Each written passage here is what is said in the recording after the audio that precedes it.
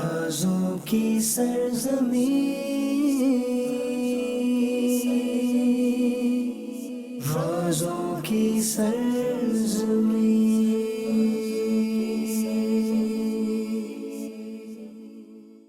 رازوں کی سرزمین،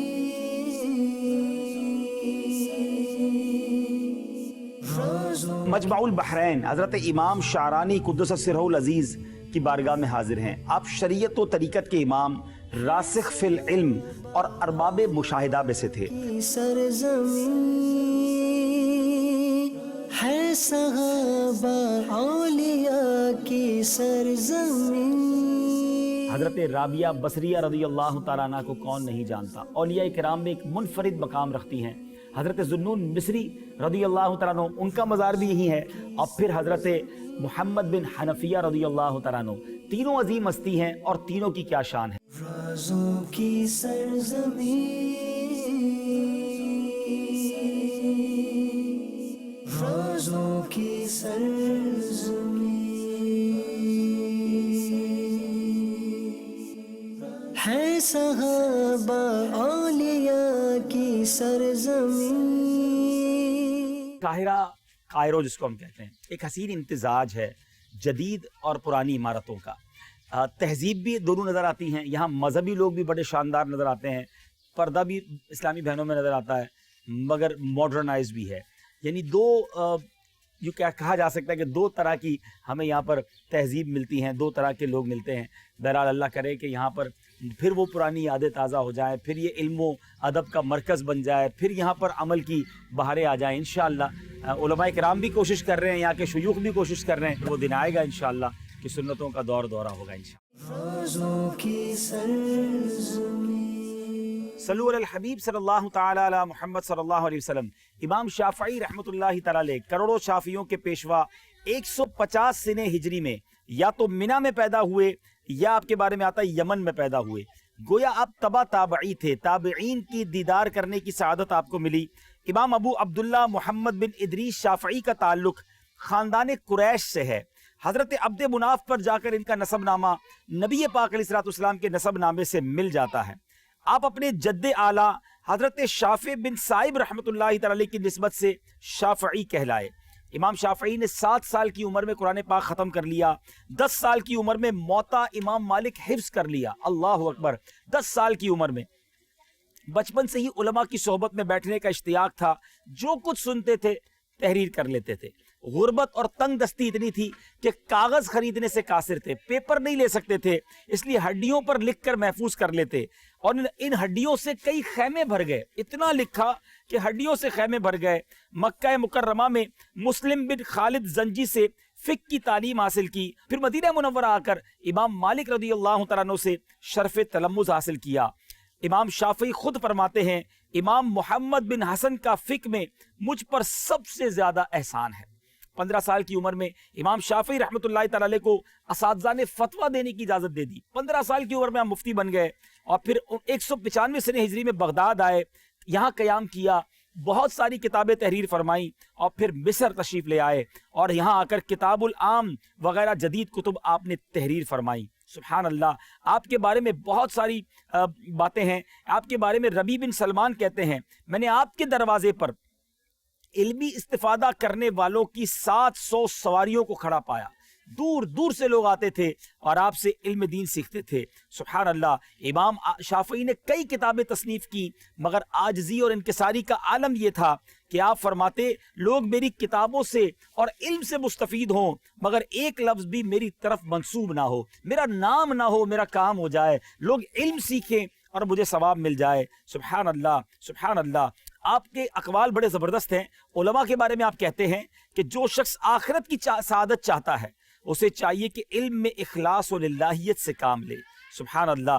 اسی طرح امام صاحب کے بارے میں خواب بڑا مشہور ہے۔ امام شافعی رحمۃ اللہ تعالی خود فرماتے کہ میں نے بچپن میں خواب دیکھا کہ مولا علی کرم اللہ تعالی وجہ الکریم سے میں نے مصافحہ کیا، اور انہوں نے مجھے اپنی انگوٹھی اتار کر پہنا دی۔ میرے چچا نے اس خواب کی تعبیر یہ کی کہ حضرت مولا علی کرم اللہ تعالی وجہ الکریم کے مصافحے کا مطلب یہ ہے کہ عذاب سے امان ہے، اور انگوٹھی پہنانے کا مفہوم یہ ہے کہ جہاں جہاں مولا علی کی شہرت ہوگی وہاں وہاں امام شافعی رحمۃ اللہ تعالی علیہ کی شہرت ہوگی۔ دنیا میں کون سا مسلمان ہے جو امام شافعی کو نہیں جانتا؟ ان کی شہرت اللہ تبارک و تعالیٰ نے کیسی عطا فرمائی۔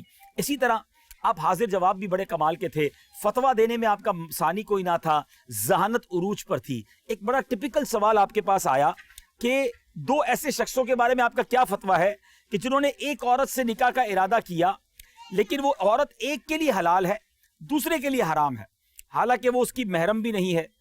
اب ایسا کیسے ہو سکتا ہے کہ محرم بھی نہ ہو اور پھر بھی حرام اور دوسرے کے لیے حلال؟ امام شافعی نے فی البدیہہ جواب دیا کہ مسئلہ یہ ہے کہ جس شخص پر حرام ہے اس کی آلریڈی 4 بیویاں ہیں، اس لیے 5ویں عورت اس کے لیے حرام ہے، جبکہ دوسرے شخص کی 4 بیویاں نہیں ہیں، اس کے لیے حلال ہے۔ تو بہرحال آپ ذوق شعر و سخن بھی رکھتے تھے، عالم دین اور مجتہد ہونے کے ساتھ ساتھ شعری ذوق بھی رکھتے، صاحب دیوان شاعر ہیں۔ سبحان اللہ، نبی پاک علیہ الصلوۃ والسلام کی ذات گرامی سے بڑی محبت، کثرت سے درود پاک پڑھتے اور فرماتے مجھے یہ بات بہت زیادہ محبوب ہے کہ ہر مسلمان رسول اللہ صلی اللہ تعالی علیہ وسلم کی بارگاہ میں کثرت سے درود پاک بھیجے۔ آپ نے اپنی زندگی کے 4.5 سال مصر میں گزارے، اہل مصر کی اکثریت اور امت مسلمہ کی 1/3 افراد، کہا جاتا ہے 1/3 امت جو ہے آپ کے مقلد اور شافعی المذہب ہیں۔ حضرت امام شافعی نے بھرپور علمی زندگی بسر کی، کئی رسائل اور کتب تصنیف کی اور جامع عمرو بن عاص کو اپنی علمی سرگرمیوں کا مرکز بنائے رکھا۔ بالآخر آخر رجب المرجب 204 سنہ ہجری میں شب جمعہ کو وصال فرمایا۔ آخری لمحات میں جو آپ نے الفاظ کہے، جو اشعار کہے، اس کا ترجمہ کیا ہے؟ آپ فرماتے الہی جب میرا دل سخت ہو گیا اور تمام راستے بند ہو گئے تو میں نے اپنی امید کو تیرے عفو و کرم تک رسائی حاصل کرنے کا زینہ بنا لیا۔ میرے گناہ تو بہت بڑے بڑے ہیں لیکن تیرا عفو و کرم میرے گناہوں کی نسبت کہیں زیادہ ہے۔ امام شافعی کے مزار پر آئے ہیں اور یہ امید لے کر آئے ہیں کہ اللہ کریم ان کے صدقے ہماری مغفرت فرمائے، ان کے مزار پر برستی ہوئی رحمتوں کے صدقے ہم پر بھی رحمت کی بارش برسا دے۔ عظیم ہستی، اسلام میں بہت بڑا نام، یہ وہ لوگ ہیں جو منارہ نور ہیں، یہ وہ ہستیاں ہیں جن کے پیچھے کروڑوں لوگ چل رہے ہیں اور دنیا میں فیضیاب ہو رہے ہیں۔ آج دنیا میں بڑے بڑے علماء وہ ہیں جو اپنے آپ کو کہتے ہیں میں شافعی ہوں، مفتیان کرام اپنا تعارف کراتے ہیں۔ ذرا ریئلائز کریں کہ پھر امام شافعی کون ہوں گے، ان کا مرتبہ کیا ہوگا کہ جن کے ماننے والے بتایا جاتا ہے تحقیق کے مطابق کہ 1/3 آف امت مسلمانوں کی 1/3 آبادی امام شافعی کی مقلد ہے۔ اللہ اکبر، اللہ امام شافعی کی تربت پر کروڑوں انوار و تجلیات کی بارش برسائے، ان کے صدقے ہماری مغفرت فرمائے۔ مدنی چینل دیکھتے رہیے، مزید مزارات، مزید انشاءاللہ زیارتیں لے کر پھر حاضر ہوں گے۔ صلو علی الحبیب صلی اللہ تعالی علی محمد صلی اللہ علیہ وسلم۔ رازوں کی سرزمین، رازوں کی سرزمین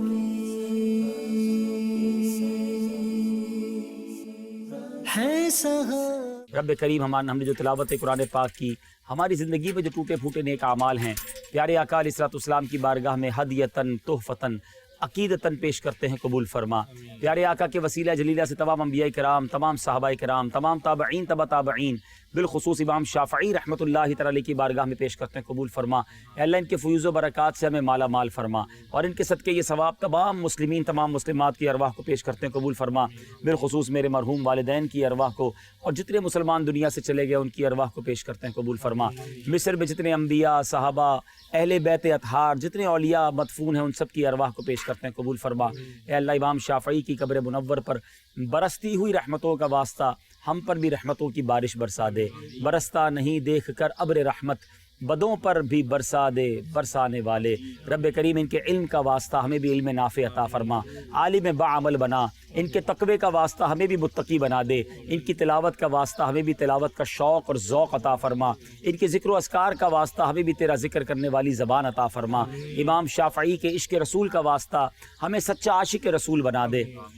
ساری زندگی دین متین کی خدمت کرتے رہے، اے اللہ ہمیں بھی ان کے صدقے دین متین کی خدمت کے لیے قبول فرما۔ صحت والی، عافیت والی، نیکیوں والی زندگی عطا فرما۔ ساری زندگی جیلوں، عدالتوں، ہاسپٹل کے چکروں سے محفوظ فرما۔ اپنے در کے سوا کسی کا محتاج نہ کیجیو۔ میرے مولا زندگی کی آخری نماز بھی ہم کھڑے ہو کر مسجد میں ادا کریں، اور رب کریم جب آخری وقت ہو ایمان والی، عافیت والی، مدینے والی، نبی پاک علیہ الصلوۃ والسلام کی دید والی ہمیں موت نصیب فرما۔ ربنا تقبل منا إنك أنت السميع العليم وتب علينا يا مولانا إنك أنت التواب الرحيم وصلى الله تعالى على خير خلقه محمد وآله وصحبه أجمعين برحمتك يا أرحم الراحمين لا إله إلا الله محمد رسول الله. رازوں کی سرزمین، رازوں کی سرزمین. صلو علی الحبیب صلی اللہ تعالی علی محمد صلی اللہ علیہ وسلم. سوشل میڈیا کا بہترین استعمال بھی کیا جا سکتا ہے. الحمدللہ جب ہم یہاں مصر آئے تو ہم نے اپنے پروگرامز کی ڈیٹیل یہاں پر ڈالی تو ایک اسلام بھائی جن کا نام طارق اقبال بھائی ہیں، انہوں نے ہم سے رابطہ کیا اور پھر ہم نے انہیں کال کی اور پھر جو ہوا وہ آپ نے دیکھا. اب آج بڑی ضد کے ساتھ بڑی محبت کے ساتھ انہوں نے اپنے گھر ہماری قافلے کی دعوت کی. ہم ان کے گھر آئے ہیں، چلتے ہیں انشاءاللہ ان کے گھر پر. اللہ پاک ان کو برکتیں دے، ان کی محبتوں کا انہیں اجر عطا فرمائے. دعوت اسلامی سے اگر کسی کو پیار ہے تو وہ اللہ کے دین کے لیے پیار ہے. ہمارا کوئی آپس میں رشتہ نہیں ہے، ہمارا کوئی اور مقصد نہیں ہے. ہم بھی یہاں آئے ہیں تو الحمدللہ دین کی خدمت کے لیے آئے ہیں اور انہوں نے بھی بلایا ہے. اللہ ان کو اس کی بہترین جزا عطا فرمائے. رازوں کی سرزمین. السلام علیکم ورحمۃ اللہ وبرکاتہ. خیریت سے جناب؟ ٹھیک ہیں آپ؟ طبیعت کیسی ہے آپ کی؟ ٹھیک ہے، اللہ خوش رکھے. السلام علیکم.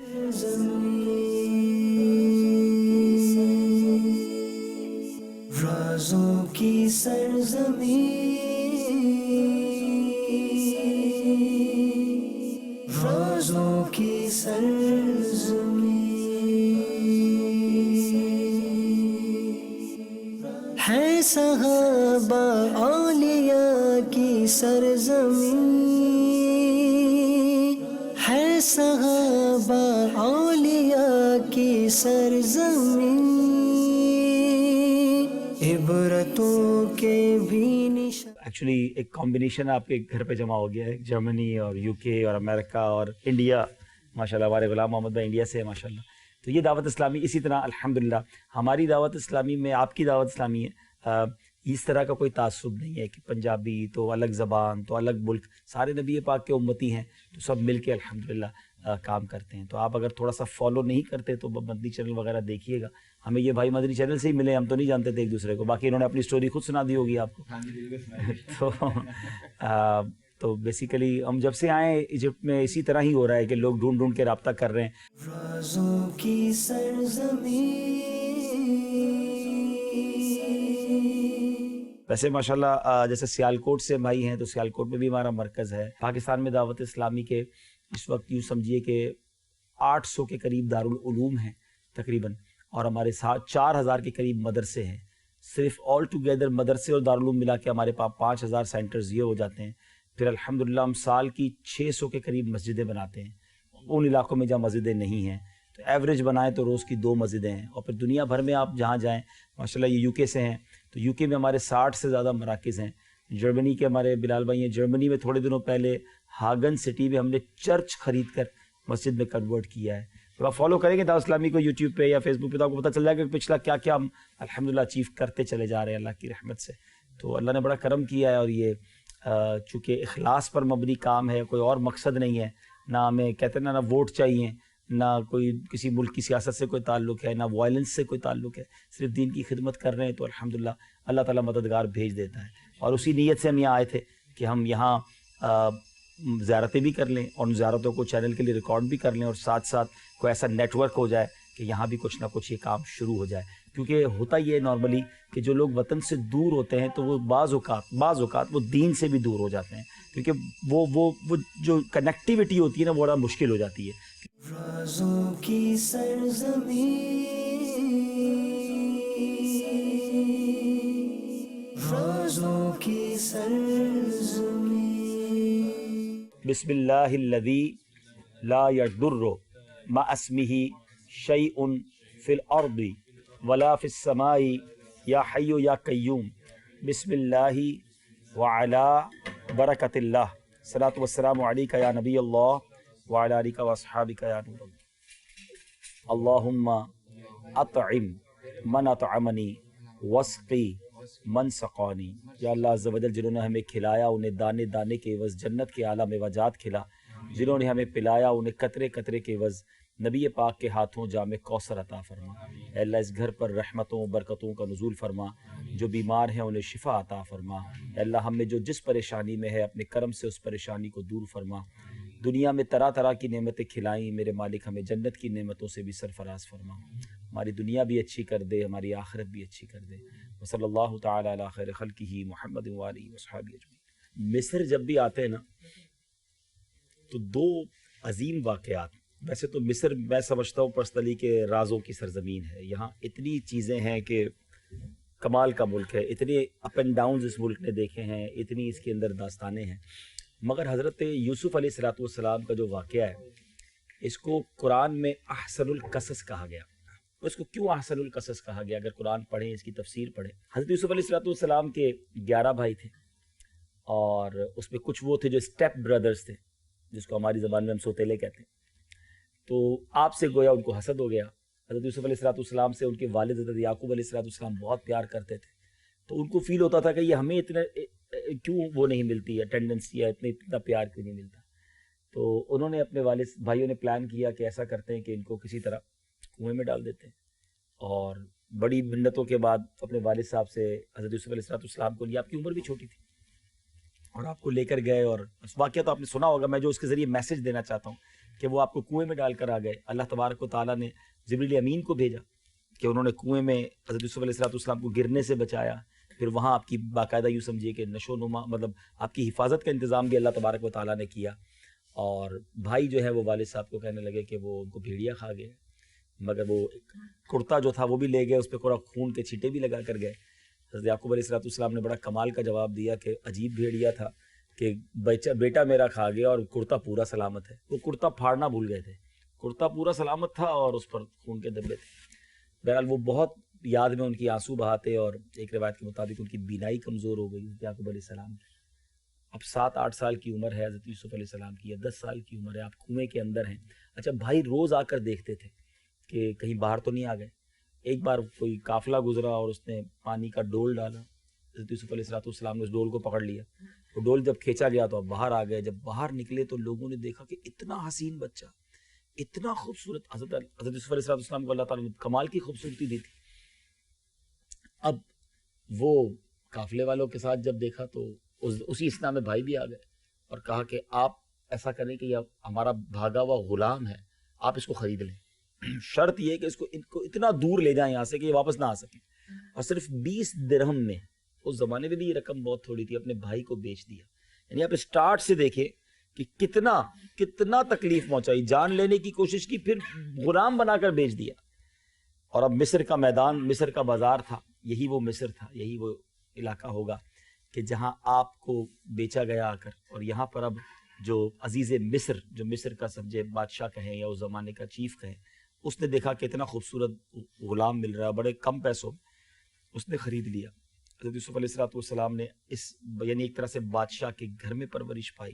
پھر وہ واقعہ ہوا کہ جب آپ جوانی کی طرف آئے تو اتنی شاندار اللہ نے وجاہت دی تھی کہ پھر زلیخا جو عزیز مصر کی زوجہ ہے، وہ اس کا جو بھی ارادہ بنا، اور پھر جس طرح اللہ تعالیٰ نے آپ کو ایک چھوٹے بچے کی، یعنی جو جھولے میں بچہ ہے، اس کی گواہی کی برکت سے آپ کو اس الزام سے نجات ملی، مگر آپ کو کچھ عرصہ جیل میں بھی رہنا پڑا، آپ قید بھی ہوئے۔ یعنی آپ سٹارٹ سے دیکھیں، پہلے کنویں میں، پھر جان لینے کی کوشش کی جا رہی ہے، پھر غلام بنا کے بیچا جا رہا ہے، پھر قصور نہیں ہے پھر بھی جیل میں ڈالا جا رہا ہے۔ ایوری سٹیپ پر حضرت یوسف علیہ السلام کا صبر ہے، اللہ کی طرف سے آزمائشیں ہیں، حالانکہ اب اللہ کے نبی ہیں۔ اب یہ بات نوٹ کیجئے گا۔ اچھا، پھر بادشاہ نے خواب دیکھا، وہ خواب بڑا امیزنگ خواب ہے، اور یہ سارا واقعہ قرآن میں موجود ہے کہ بھائی خواب میں اس نے دیکھا کہ 7 گائیں ہیں اور وہ کچھ اناج کو کھا رہی ہیں، اور ایک پوری سٹوری ہے۔ تو اب جو 2 لوگ آپ کے ساتھ جیل میں رہتے، انہوں نے بادشاہ سلامت کو کہا کہ آپ پورے مصر میں خوابوں کی تعبیر پوچھ رہے ہیں، ایک بندہ ہم نے ہی جیل میں قید کیا ہے جو خوابوں کی بہترین تعبیر بتاتا ہے۔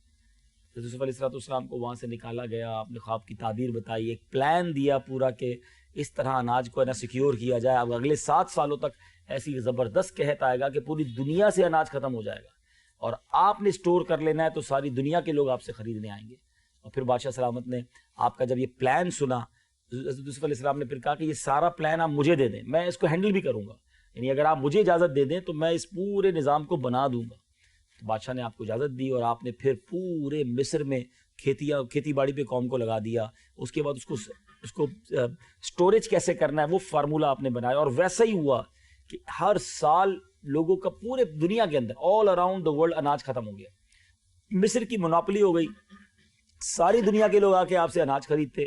یعنی یہاں تک ہوا, کتابوں میں لکھا کہ پہلی باری میں لوگ آئے, اپنا درہم و دینار دے گئے, جتنے پیسے تھے وہ پیسے دیے اور غلہ لے گئے. اگلے سال آئے تو اپنے جانور دے کر لے گئے. پھر اگلے سال آئے تو اپنا آپ بیچ دیا لوگوں نے. یعنی پورا مصر آپ کا غلام ہو گیا. یعنی یہ بڑی کمال کی بات ہے کہ وہ حضرت یوسف جن کو غلام بنا کے بیچا گیا, ایک وقت آیا کہ مصر کا ہر بندہ آپ کا غلام بنا, کیونکہ آپ نے جب دیکھا پیسے ہی نہیں ہے لوگوں کے پاس, تو پھر ان کو خرید لیا اور انہوں نے کہا ہم آپ کے غلام, کھانا تو ضروری تھا. یعنی اب اسی سینیریو کے اندر ان بھائیوں کو بھی ضرورت پڑی کہ بھائی وہ بھی تو اناج چاہیے تھا. تو وہ جب یوسف علیہ السلام کے پاس آئے تو حضرت یوسف نے انہیں پہچان لیا کہ یہ میرے بھائی آئے ہیں. تو اب آپ نے کیا کیا کہ آپ نے جو ہے وہ طویل اسٹوری ہے کہ اپنے بھائیوں کو اناج بھی دیا, اس میں پیسے بھی ڈال دیے, لیکن اس میں بنیامین نہیں تھے, بلکہ بنیامین جو تھے یوسف علیہ السلام کے, وہ بھائی کو ان کے والد صاحب نے نہیں آنے دیا. تو کہا اس کو لے کر آؤ, تمہارا ایک بھائی اور بھی ہے. تو اگلی بار پھر وہ اناج لینے آئے تو اس بھائی کو بھی لے کر آئے. حضرت یعقوب علیہ السلام نے حالانکہ بڑا منع کیا کہ ایک بیٹا پہلے لے گئے ہو, دوسرا بھی لے جاؤ گے اور کہیں وہ دنیا سے تم اس کو بھی نہ چلا جائے, مجھ سے دور نہ ہو جائے. بڑی منتیں کی کہ بادشاہ بڑا کریم ہے, دیکھیں اناج بھی دیا ہے, پیسے بھی ساتھ دیے ہیں. حضرت یوسف علیہ السلام نے کیا کیا کہ اناج کے اندر ان کے پیسے بھی ڈال دیے کہ اناج بھی لے جاؤ, پیسے بھائی تھے. تو جب وہاں جا کے ابو کو بتایا انہوں نے کہ وہ پیسے بھی دے رہا ہے بادشاہ, لیکن وہ کہتا ہے بھائی کو لے کر آؤ. اب لیکن ہمیں لے جانا ہوگا. بھائی کو جب لے کر آئے تو حضرت یوسف علیہ السلام نے اس کو اپنے برابر میں بٹھایا اور ان کو کان میں بتا دیا کہ میں ہی تمہارا بھائی یوسف ہوں. اور پھر فرمایا کہ والد صاحب کہاں ہیں؟ تو کہا والد صاحب بہت غمزدہ ہیں, آپ کی یاد میں روتے روتے ان کی آنکھیں, بینائی کمزور ہو گئی ہے. تو پھر اپنا کرتا دیا کہ یہ کرتا لے جاؤ میرے والد صاحب کی آنکھوں پہ ڈال دینا.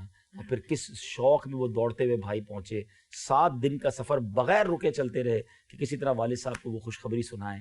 حضرت یعقوب علیہ السلام کی آنکھوں پر جب وہ کرتا رکھا گیا تو ان کی بینائی واپس آ گئی. اور پھر وہ شاندار استقبال ہوا کہ جب وہ 11 بھائی والد اور والدہ مصر میں آئے تو حضرت یوسف علیہ السلام نے مصر کے دروازے پر کھڑے ہو کر اپنے لشکر کے ساتھ بڑی عزت کے ساتھ اپنے والدین کو لیا.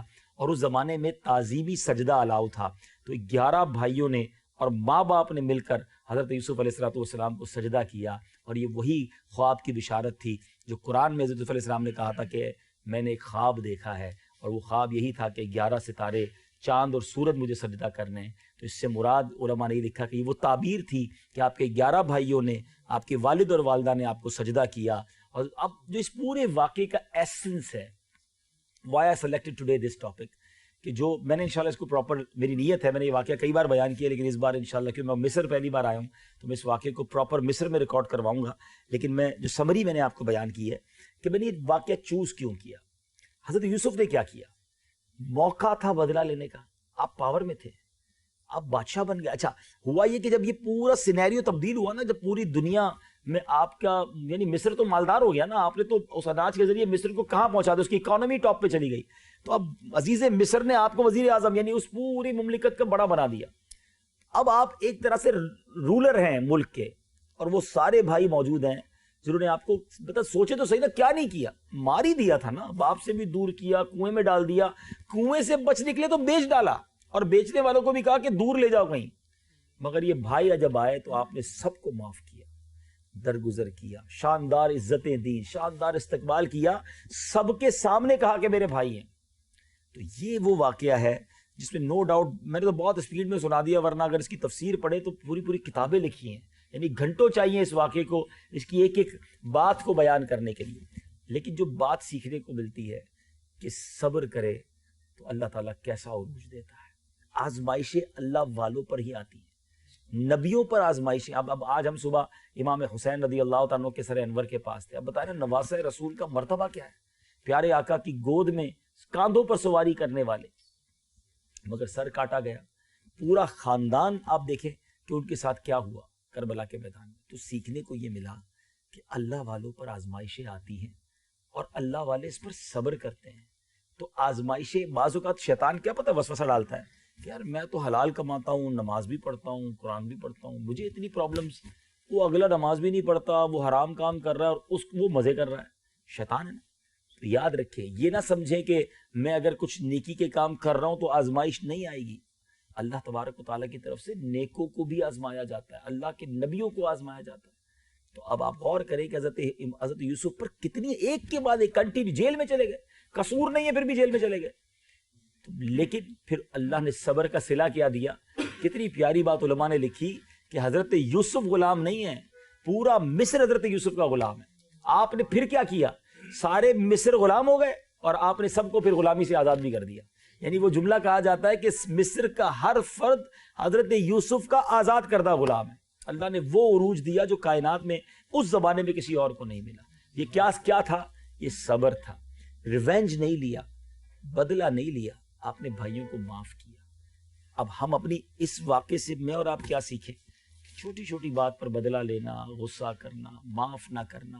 نہ فیملی کو کوئی معاف کرتا ہے، نہ دوستوں کو معاف کرتا ہے، نہ رشتہ داروں کو کوئی معاف کرتا ہے. بس میں چھوڑوں گا نہیں، میں بتاؤں گا میں کون ہوں، مجھے میرا اب تو باری آئی ہے میری، اب تو مجھے پاور ملا ہے.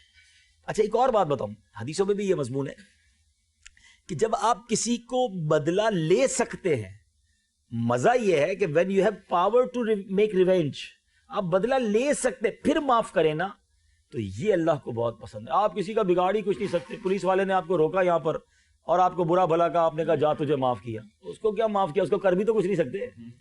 مزہ یہ ہے کہ آپ کے پاس اتھارٹی ہے، آپ بدلہ لے سکتے ہیں، بیڑا غرق کر سکتے ہیں، اس کا موقع ہے آپ کے پاس. اور اب اللہ کی رضا کے لیے معاف کریں نا، وہ ہے اصل معافی. اور میرے آقا نے فتح مکہ کے وقت یہ کیا. ہسٹری پڑھے نا اسلام کی. فتح مکہ کے وقت ذرا سوچے کون کون ہوگا سامنے. ہے حضرت حمزہ کا کلیجہ چبانے والے بھی تھے، نبی پاک کی راہ میں کانٹے بچھانے والے بھی تھے، حضرت بلال حبشی کو تپتی ریت پہ سلانے والے بھی تھے، حضرت خباب کو جلتے کوئلوں پر سلانے والے تھے. یہ کتنا ظلم کیا تھا ان لوگوں نے، اور یہ سارے لوگ سامنے تھے، سر جھکائے ہاتھ باندھے، سر قلم کرنے کا حکم دیا جاتا، سب مارے جاتے. مگر نبی پاک نے اس دن سب کی معافی کا اعلان کیا. تو اسلام معافی سے پھیلا ہے، اسلام درگزر سے پھیلا ہے، اسلام محبتوں سے پھیلا. اور آج آپ بھی اپنی لائف بہت پرسکون کر سکتے ہو، ایک صبر کے ساتھ، ایک معافی کے ساتھ.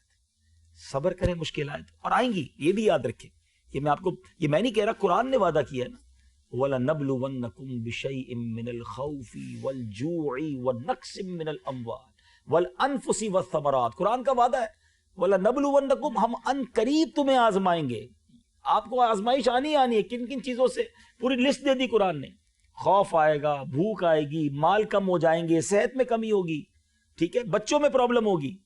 لیکن آگے کیا کہا؟ وَبَشِّرِ الصَّابِرِينَ الَّذِينَ إِذَا أَصَابَتْهُمْ مُصِيبَةٌ قَالُوا إِنَّا لِلَّهِ وَإِنَّا إِلَيْهِ رَاجِعُونَ. جب ان پر مصیبت آتی ہے تو کہتے ہیں ہم اللہ ہی کا مال ہے، اللہ ہی کی طرف لوٹ کر جانا ہے. خوشخبری سنا دو، وَبَشِّرِ الصَّابِرِينَ. تو یہ ہے اصل، کہ آپ یہ نہ سمجھیں کہ یار وہ بڑا پیسے والا ہے تو خوش ہے، وہ امریکہ میں بیٹھا تو بڑا مزے میں ہے، وہ پاکستان میں. ہر بندے کے الگ مسائل ہیں. دیکھیں میرا تو فیلڈ ہی یہی ہے نا، ہم لوگوں سے ملتے ہیں، میں اربوں پتی لوگوں سے ملتا ہوں. بنگلہ دیکھیں تو اتنا بڑا گاڑیوں کی لائن لگی، ملازمین کی فوج، اور جب وہ گھر میں بیٹھتے نا کھانا وانا کھا کے تو کہتے حضرت اکیلے میں بات کرنی ہے.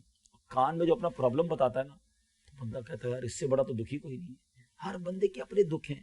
پیسہ نہیں ہے وہ الگ دکھی ہے، پیسے والا کسی اور وجہ سے دکھی ہے. تو مسائل آئیں گے. کوئی یہ کہے کہ جناب 0% کمپلین پہ لائف گزرے گی، ایسا نہیں ہے. اب یہ مسائل، ڈیفیکلٹیز آ رہی ہیں، اور مجھے اللہ فرما رہا ہے کہ ان اللہ مع الصابرین، اللہ صابروں کے ساتھ. صبر کر لو، اللہ ساتھ ہو جائے گا. ہم پرابلم، پتہ ہماری غلطی کیا ہوتی ہے؟ ہم صبر نہ کر کے ڈبل پرابلم اٹھاتے ہیں. ایک تو جو تکلیف ہے وہ تو جاتی نہیں ہے، لیکن بے صبری سے ثواب بھی چلا جاتا ہے. سمجھ رہے؟ طبیعت خراب ہوئی، یہ درجات کی بلندی کے لیے ہوئی. لیکن اگر سب کو بتایا، واویلا کیا، او ہو جناب پھنس گیا، اللہ نے بیمار کر دیا، پتہ نہیں میرا کیا قصور تھا، اب یہ بے صبری کے کلمات سے درد تو نہیں چلا جائے گا نا. درد باقی ہے، جو درد پر ثواب ملنا تھا وہ بھی چلا گیا. تو صبر کا دامن نہ چھوڑے، انشاءاللہ آپ کے لیے، اور یہ درجات کی بلندی کا سبب ہوتا ہے. اسی طرح آپ معاف کرنا سیکھیں. ایک حدیث پاک سناتا ہوں.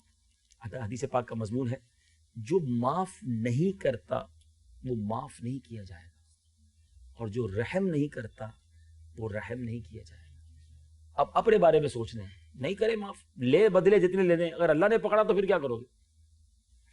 ایک شخص کے بارے میں آتا ہے، وہ بڑا گناہگار تھا، اس کے بڑے گناہ تھے، عادتیں خراب تھی اس کی. مرنے کے بعد اس کے دوست نے اس کو دیکھا کہ تمہارا معاملہ کیا ہوا؟ کہتا اللہ تعالیٰ نے بخش دیا. تجھے کیسے بخش دیا, تیرے تو سارے ہی کام ٹیڑھے تھے. کہتا معاملہ یہ ہوا کہ ایک بار میری بیوی نے کھانا بنایا اور کھانے میں نمک زیادہ ڈال دیا. بڑا غصہ آیا مجھے کہ میں اپنی بیوی کو جو ہے وہ اس کی سزا دوں. ہو سکتا ہے یہاں بھی کوئی ایسا شیر ببر بیٹھا ہو, کھانا خراب ہونے پر بیچارے کو مارتے بھی ہیں, برتن توڑ دیتے ہیں. تو وہ کہتا ہے کہ میں نے سوچا یار میری بیوی نے ایک بار غلطی کی ہے اور میں سزا دینے کی پلاننگ کر رہا ہوں.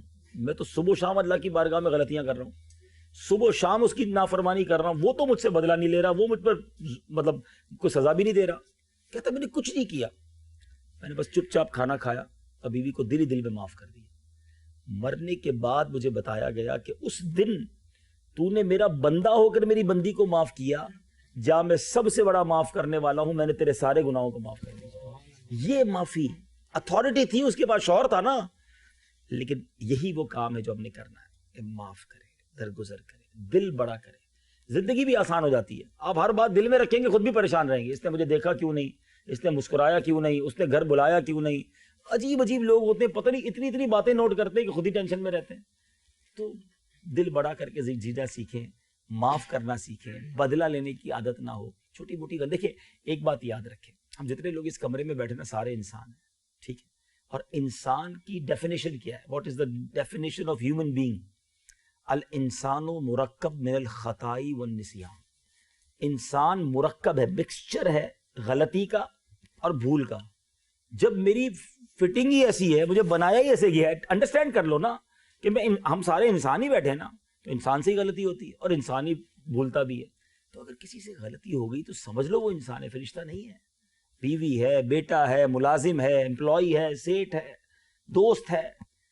ذکر بڑا کرو, دل بڑا کرو, معاف کرو, اور اس معافی سے آپ کی لائف اتنی زبردست ہو جائے گی, اتنی ریلیکس ہو جائے گی. تو اگر کسی رشتہ دار سے دوری ہے, کسی دوست سے دوری ہے, کسی کلیگ سے دوری ہے, دوریاں ختم کرنی چاہیے. آپ نے شب قدر میں, شب برات کی جو لسٹ ہم پڑھتے ہیں کہ سب معاف کر دیے جائیں گے, چند بد نصیب نہیں معاف کیے جائیں گے, ان میں بھی رشتہ داری کاٹنے والا, مسلمانوں سے قطع تعلق کرنے والا ہے.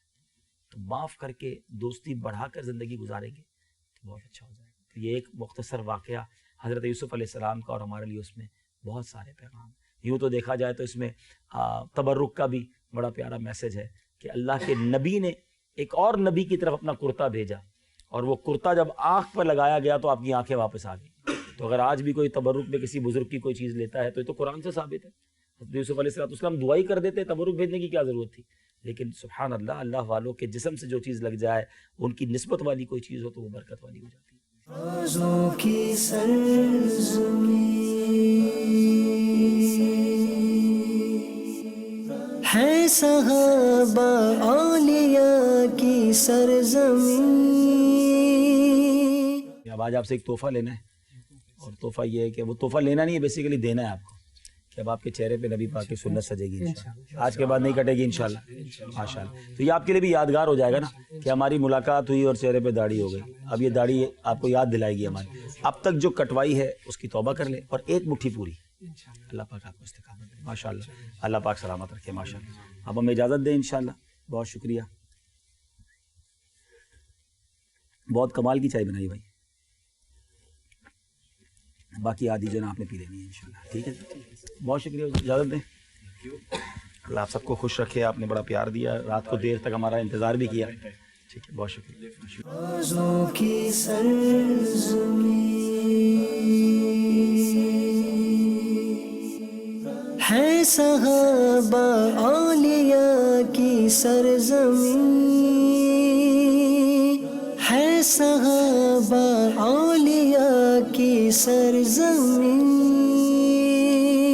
رازوں کی سرزمین. میرا نام طارق اقبال ہے اور میں بڑے عرصے سے مدنی چینل سے ریلیٹڈ ہوں. میں مصر میں جاب کرتا ہوں سر. 10-12 سال سے میں الحمدللہ اس مصر میں اور مدنی چینل سے ریلیٹڈ ہوں. اور مدنی چینل سے بھی پتہ چلا تھا, اور فیس بک پہ حبیب صاحب کے جو ہے نا پیج پہ مجھے پتہ چلا ہے کہ حبیب صاحب مصر میں آئے ہوئے. پھر میں نے رابطہ کیا ہے, رابطہ کیا حبیب صاحب سے ڈائریکٹلی میری رابطہ ہوا ہے. جب شام کا وقت تھا تو میں نے جب کال کیا ہے تو غلام محمد بھائی نے کال اٹھائی, اور اس کے بعد جب مجھے پتہ چلا ہے کہ میں نے حبیب صاحب سے بات کی تو یقین جانو میں رات کو سو ہی نہیں سکا. اور صبح سے میں الحمدللہ فیملی کے ساتھ میری یہی دعا چل رہی تھی کہ میں جا کے بات کرتا ہوں، اور صبح سے تقریباً 9 بجے کے میں ویٹ کر رہا تھا کہ اللہ کرے کہ میری حبیب صاحب سے ملاقات ہوئی. آخری طور پہ جب جامعہ حسین میں میری بات ہو سکی، بس میں آپ کو الفاظ میں یہ نہیں بتا سکتا کہ میری حبیب صاحب سے جو محبت ہے، خاص طور پہ میری جو زیادہ محبت ہے وہ سب سے جو کیا کہتے ہیں کہ فیلنگ ہے، وہ جو ہے اس میں الفاظ نہیں بیان کر سکتا. تو ذہنی آزمائش کے پروگرام سے وہ تو ماشاءاللہ وہ ان کے تو چاند ہیں یہ حبیب صاحب. صلو علی الحبیب صلی اللہ تعالی علی محمد صلی اللہ علیہ وسلم. الحمدللہ اسلامی بھائی کے گھر سے آ گئے نیچے، طارق بھائی کے کھانا بھی کھایا، اور یہاں کئی اور پاکستانیوں سے ملاقات ہوئی. مزید حوصلہ بڑھا کہ ہمارے پاس پوٹینشل ہے اور ہم آگے بڑھ سکتے ہیں. اور الحمدللہ اچھا دن گزرا، پورا دن 7 مارچ کا جس مصروفیت کے ساتھ گزرا آپ نے دیکھا. اور اب انشاءاللہ اپنی رہائش گاہ کی طرف جائیں گے کیونکہ کل صبح جلدی نکلنا ہے. صلو علی الحبیب صلی اللہ تعالی علی محمد صلی اللہ علیہ وسلم. رازوں کی سرزمین.